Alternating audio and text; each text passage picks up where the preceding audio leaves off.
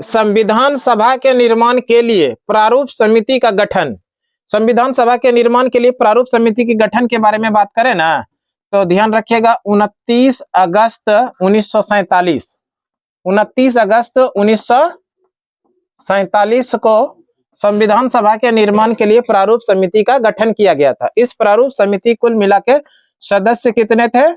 7। Member की संख्या की बात करें तो वो 7 सदस्य थे। इसमें इनका जो अध्यक्ष बनाए गए थे भीमराव अंबेडकर।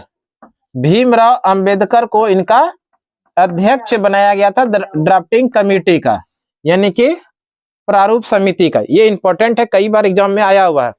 भारतीय संविधान के निर्माण के लिए ड्राफ्टिंग कमेटी जो बनाया गया था उसके अध्यक्ष कौन बने थे? भीमराव अंबेडकर। थोड़ा भीमराव अंबेडकर के बारे में बात कर ले तो भीमराव अंबेडकर स्वतंत्र भारत के पहले कानून मंत्री बनाए गए थे।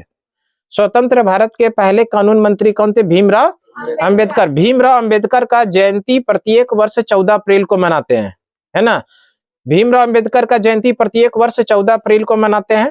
भीमराव अंबेडकर का जो समाधि स्थल है उनको चैत्य भूमि के नाम से जानते हैं। भीमराव अंबेडकर के समाधि स्थल को चैत्य भूमि के नाम से जानते हैं। थोड़ा डिस्कस कर लेते हैं हम लोग संविधान निर्माण के लिए संविधान सभा का जो गठन किया गया था। संविधान निर्माण के लिए जो पहली बैठक हुई थी 9 दिसंबर 1946 को। कब हुआ था? 9 दिसंबर 1946। संविधान सभा के निर्माण के लिए जो पहला बैठक हुआ था 9 दिसंबर 1946 को। इसी बैठक में जो सबसे बुजुर्ग थे डॉक्टर सच्चिदानंद सिन्हा, इनको अस्थायी अध्यक्ष बनाया गया था। तो यहाँ से प्रश्न पूछता है संविधान सभा के निर्माण के लिए अस्थायी अध्यक्ष कौन बने थे? डॉक्टर सच्चिदानंद सिन्हा, जिसकी पहली बैठक हुई थी 9 दिसंबर 1946। अगली बैठक होती है 11 दिसंबर 1946 को।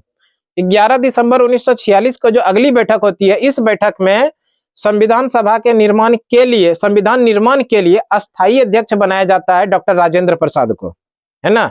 डॉक्टर राजेंद्र प्रसाद संविधान सभा के अस्थायी अध्यक्ष बनाए गए थे 11 दिसंबर 1946 को। इसकी अगली बैठक होती है 13 दिसंबर 1946 को। और 13 दिसंबर 1946 को जो अगली बैठक होती है, इस बैठक में पंडित जवाहरलाल नेहरू के द्वारा उद्देशिका प्रस्तुत किया जाता है। और यही उद्देशिका आगे चलकर जब स्वतंत्र हो जाता है हमारा देश तो भारत की प्रस्तावना बनता है। क्लियर है?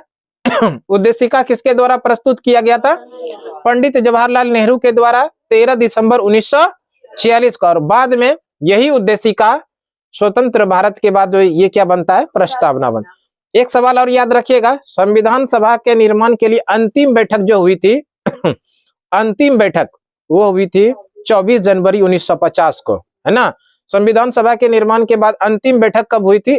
24 जनवरी 1950 को। और इसी दिन जितने भी सदस्य थे उन सभी सदस्यों ने हस्ताक्षर किया था और जाकर के ये निर्णय हो गया कि संविधान का जो लागू किया जाएगा वो 26 जनवरी 1950 को फाइनली भारत का संविधान लागू कर दिया जाए। वैसे संविधान को बनाने में जो लगा समय 2 वर्ष 11 महीना और 18 दिन, है ना।